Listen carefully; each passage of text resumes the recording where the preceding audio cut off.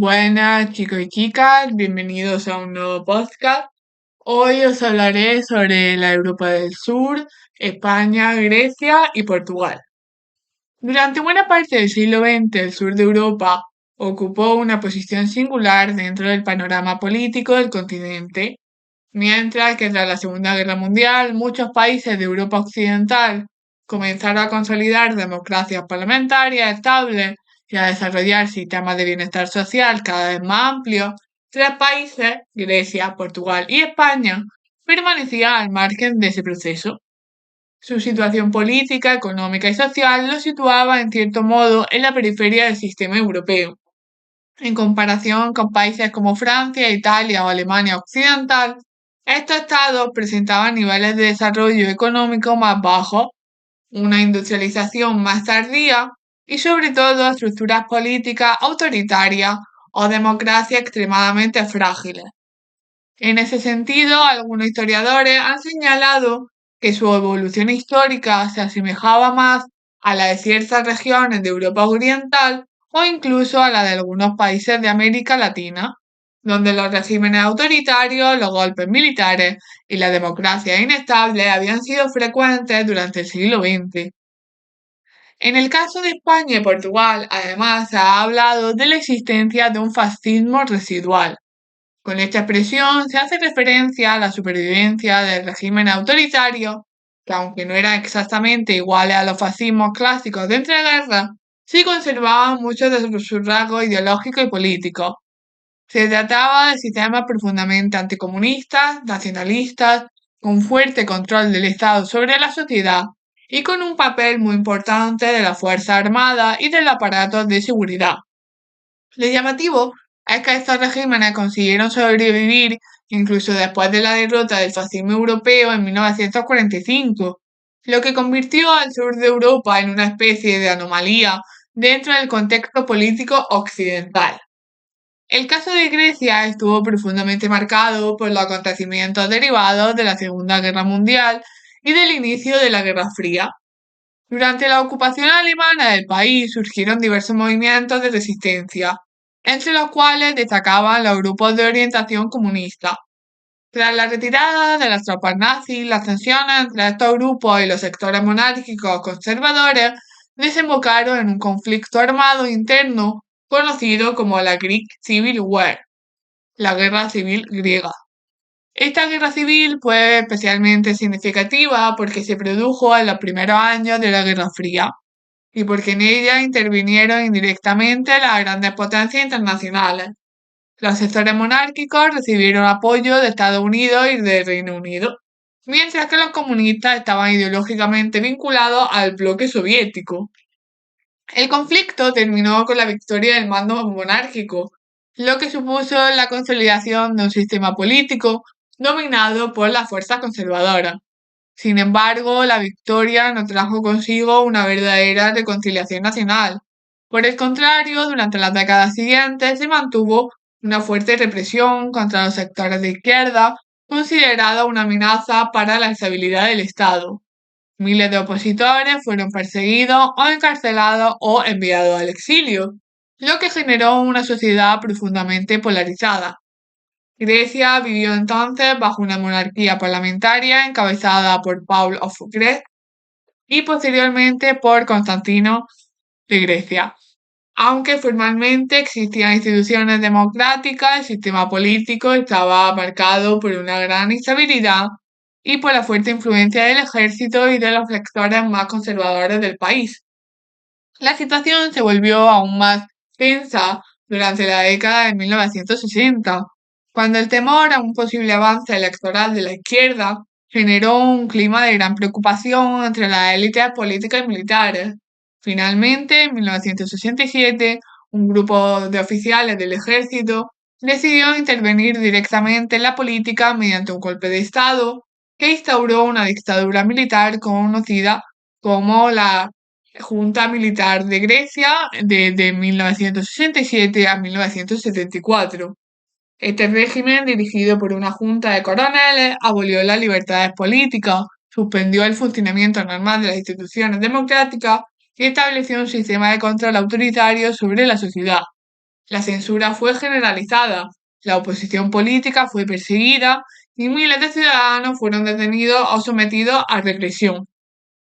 Durante 7 años, Grecia vivió bajo este régimen militar que pretendía justificar su existencia como una forma de proteger al país frente al comunismo y frente al supuesto caos político. Sin embargo, el gobierno de los coroneles fue perdiendo legitimidad con el paso del tiempo, tanto dentro del país como en el ámbito internacional. El momento decisivo llegó en 1974, cuando una grave crisis relacionada con la isla de Chipre puso en evidencia la debilidad del régimen. La intervención griega en la política chipriota provocó una respuesta militar de Turquía, que generó una situación extremadamente peligrosa para el país. Esta crisis debilitó profundamente al gobierno militar y precipitó su caída. Tras el colapso de la dictadura, Grecia inició un proceso de transición política que incluyó la restauración de las instituciones democráticas y la celebración de un referéndum para decidir el futuro del sistema político. En ese referéndum, la población debía elegir entre la restauración de la monarquía o la instauración de una república. El rey Constantino II de Grecia se encontraba entonces en el exilio, pero intentó recuperar el trono. Finalmente, la mayoría de los ciudadanos votó a favor de la república, lo que permitió establecer un nuevo sistema democrático que con el tiempo se consolidaría plenamente dentro del contexto europeo. Portugal representaba otro caso particular dentro del sur de Europa. Allí se había instaurado una de las dictaduras más largas de la historia contemporánea europea. El régimen autoritario comenzó tras el golpe militar de 1926, pero su figura central fue António de Oliveira Salazar, quien construyó un sistema político conocido como Estado Novo.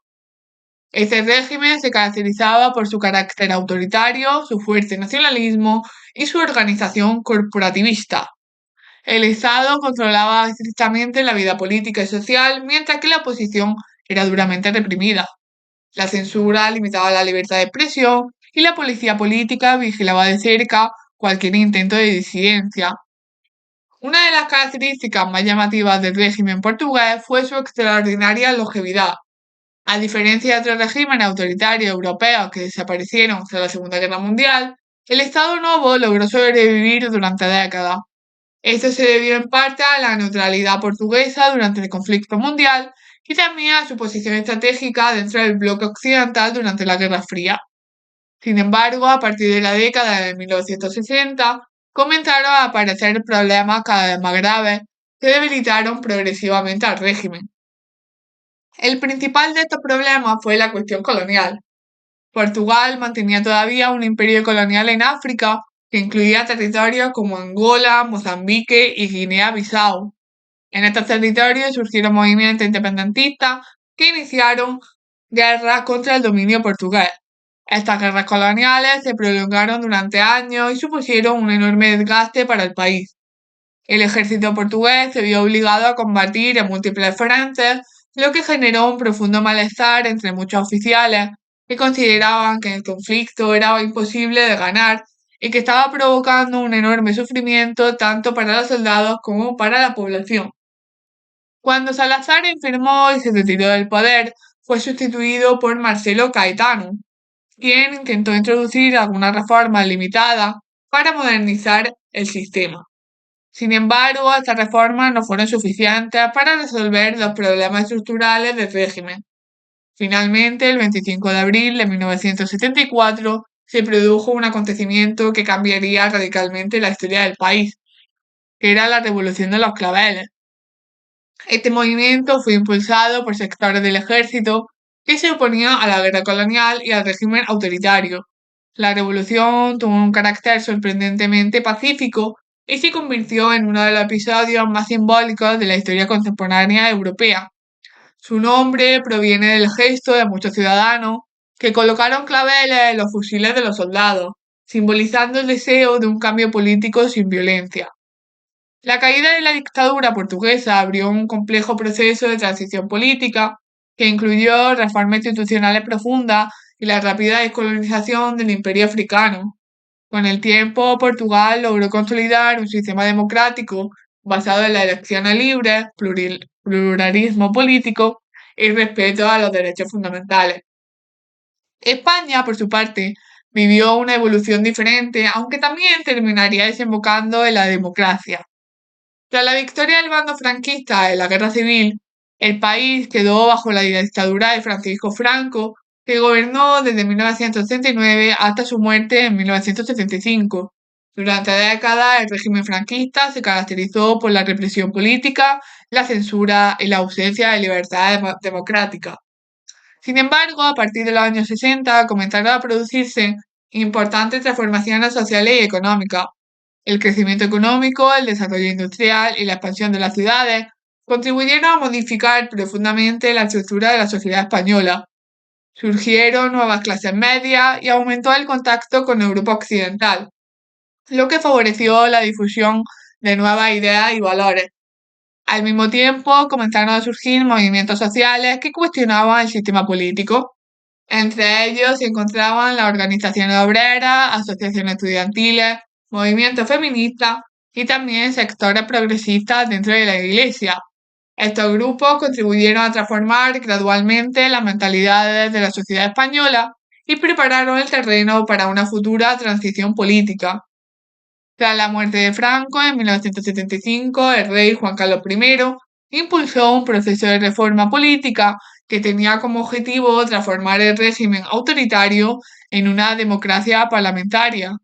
Este proceso fue dirigido por el presidente del gobierno, Adolfo Suárez, quien promovió una estrategia basada en la negociación y el consenso entre diferentes fuerzas políticas. El resultado de este proceso fue la aprobación de la Constitución española en 1978, que estableció un nuevo sistema democrático basado en la monarquía parlamentaria, el reconocimiento de derechos y libertades fundamentales y la descentralización territorial del Estado. A pesar del avance logrado, la transición española también estuvo marcada por momentos de gran tensión. Uno de los episodios más críticos fue el intento de golpe de Estado del 23 de febrero de 1981, conocido. Durante este acontecimiento, un grupo de guardias civiles, liderado por el teniente coronel Antonio Tejero, asaltó el Congreso de los Diputados con la intención de frenar el proceso democrático. El golpe fracasó finalmente en gran parte gracias a la intervención del rey, quien defendió públicamente el orden constitucional. Muchos historiadores consideran que la transición española se consolidó definitivamente en 1982, cuando el Partido Socialista ganó las elecciones generales bajo el liderazgo de Felipe González. Esta victoria supuso la primera gran alternancia política dentro del nuevo sistema democrático y simbolizó la normalización del funcionamiento de las instituciones. A partir de ese momento, Grecia, Portugal y España iniciaron una etapa de profunda transformación política, económica y social. Las nuevas democracias impulsaron la construcción de sistemas de protección social inspirados en el modelo europeo occidental. Estos sistemas incluían el desarrollo de servicios públicos de sanidad y educación, la ampliación de los derechos laborales y la creación de políticas destinadas a reducir las desigualdades sociales. Este conjunto de políticas se conoce como el estado del bienestar. La integración europea desempeñó un papel fundamental en este proceso de consolidación democrática. Grecia se incorporó a la Comunidad Económica Europea en 1981, mientras que España y Portugal lo hicieron en 1986. La pertenencia a esta comunidad permitió a estos países beneficiarse de programas de cooperación económica, inversiones y políticas de modernización que contribuyeron a reforzar su democracia y a mejorar su nivel de desarrollo. De este modo, entre mediados de los años 70 y principios de los 80, el sur de Europa experimentó una transformación histórica extraordinaria. En apenas unas décadas, 3 países que habían vivido durante largos periodos bajo regímenes autoritarios lograron construir sistemas democráticos estables e integrarse plenamente en el proyecto político europeo. Este proceso no estuvo exento de dificultades, conflictos y momentos de gran incertidumbre, pero finalmente se impusieron los principios democráticos y el compromiso con un modelo de sociedad basado en la libertad política, el pluralismo y la protección social. Por ello, la democratización de Grecia, Portugal y España se considera hoy uno de los procesos de transición política más importantes y estudiados de la historia contemporánea europea. Y hasta aquí llega el podcast, espero que os haya gustado, dadle like y nos vemos en el siguiente. Chao.